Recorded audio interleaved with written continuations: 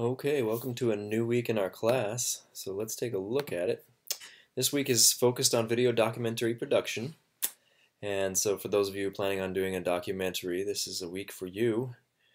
So you'll look at some tips for documentary video, a little presentation about making sure that you do some of those things with documentary elements. And look at that presentation, and then finding copyright-free video. So this is important because you need to be able to find video maybe that you didn't record yourself, and so of course you can't use anybody's video that they haven't allowed you to, but if you find some that are copyright-free, then yes, you can use those in your project. So that's important to remember. And it has a copyright-free media resources link as well. Now you won't find every footage that you want in these links. You're not going to find exact pieces of footage like if you have a specific need, but you might find something that's useful for especially a documentary type production experience. So you're going to take a look at that video about finding copyright-free media, and then also that link to the media resources. And then you're going to post about your video script and storyboard. So for this week's discussion, post a piece of the storyboard and script for your video, inviting your fellow students to give you feedback. And I'll give you feedback too. I'll get on the discussion this week. The purpose is to get feedback on it, to make improvements, and respond to at least 2 other students' posts, providing them with feedback on their own storyboard script. Now remember that a storyboard should include each shot that you plan to shoot in your video. So this means at least 20 to 50 separate pictures of what your video should show, with a variety of types of shots, such as wide, medium, close-up, and so forth. So that's something to be aware of. That's the discussion for this week. But just a refresher, I know I showed you early in the semester some storyboard examples. Here's some great storyboards examples. You know, you have basically a written up or a drawn up scene of what the scene might look like. And each shot that you're going to shoot in your video has a separate box here. So there's probably a bunch of sheets like this for this Attack from Mars video. But the first scene is going to look like this. So if you draw this up, that's exactly what you're going to shoot. And you're going to have, it might look a little different, you know, the saucer might be a different shape depending on what they could create and so forth, but that's exactly what you're going to have. Then the next shot shows the alien going up the stairs, and it has this arrow to show, you know, the alien enters into the spaceship. Spaceship hovers for a moment, then flies toward distant Earth. Flies away. And then it goes to a shot of a cityscape, and person on ground spots spaceship. And it shows where the person is going to be in the shot, pointing to where the spaceship's going to be in the shot. That way when you go to actually shoot your documentary or your drama, you know what you're looking for. You know what types of shots you're looking to have. You know where you want to place, for instance, the person and the buildings in the shot. And here's another example. Of course, these are very well drawn. I don't expect, you know, these to be yours to maybe be as well drawn as these ones. I'll just go back here, but again you have shot of day-night, you have a shot of a glider, you have another shot. It basically shows shot for shot what's in a movie that somebody's going to create before they actually go to create it. They're actually very well planned in the process that they go through to create storyboards, so that when you go to shoot something, the director knows kind of what angle to shoot it at, what should be in the shot, and so forth. So those are example storyboards. Let me try to find at least one more here. It's kind of a nice example here.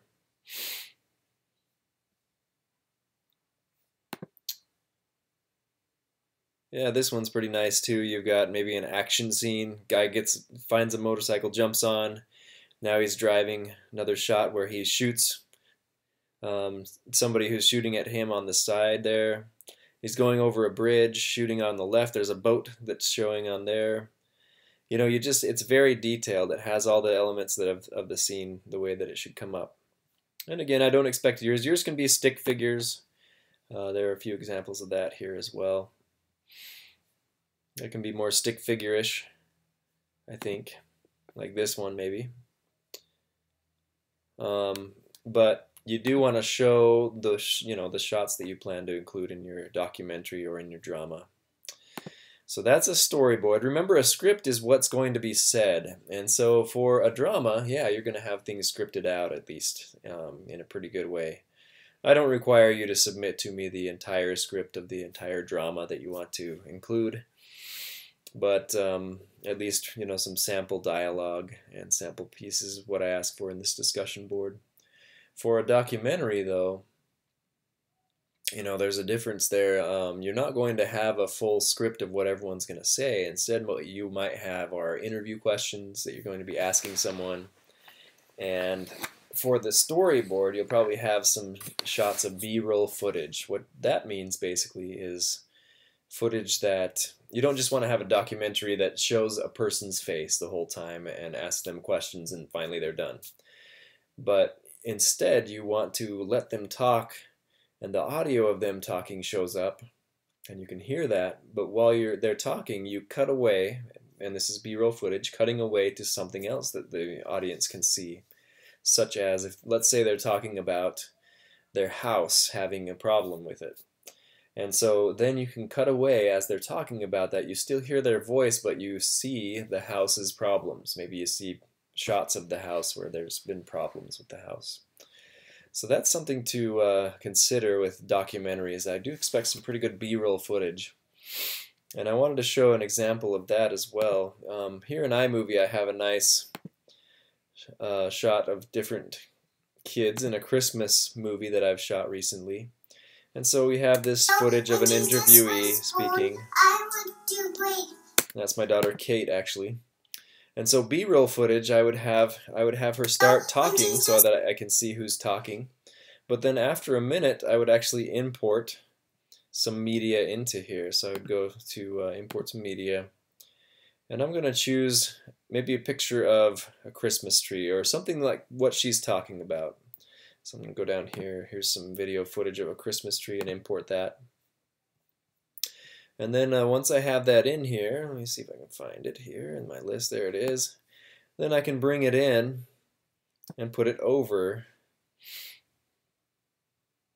the footage. So you still hear the person talking, but then you also see what she's talking about. And then maybe I'll cut the clip about right here, and then just have that be an option to, oops, get that cut right. So I'll split the clip right here, and then I'll take this one out. That way when we go back to the footage, we have the person talking. Oh, wow. It cuts away to something else, and then they finish talking. So that's B-roll footage is what it's called, and you just basically, with any editing software that you're going to be using for this, you can do B-roll footage and put this in. Now, one thing I want to be aware of too is that maybe most B-roll footage you want to have silent. You don't want to have any sound that overlaps because you want to hear the interviewee, like this person right here. And so what I'm going to do is actually turn the sound down for this clip right here and just go down all the way. That way there's no extra sound showing up. I would do great things to him. So there you go. It's B-roll footage. And you might go from one clip to another clip and then back to the interviewee, depending on how you want to do it. Like, let's say, again, it is someone talking about Christmas. Maybe you have a shot of this, a child approaching the Christmas tree. And then you also have maybe a shot of something else in that, or maybe an ornament or something else. And then it goes back to this person, while all the while you can hear the person talking. So that's what we're talking about with B-roll footage. Make sure you include some of that in your documentary if that's what you're choosing to do for your project.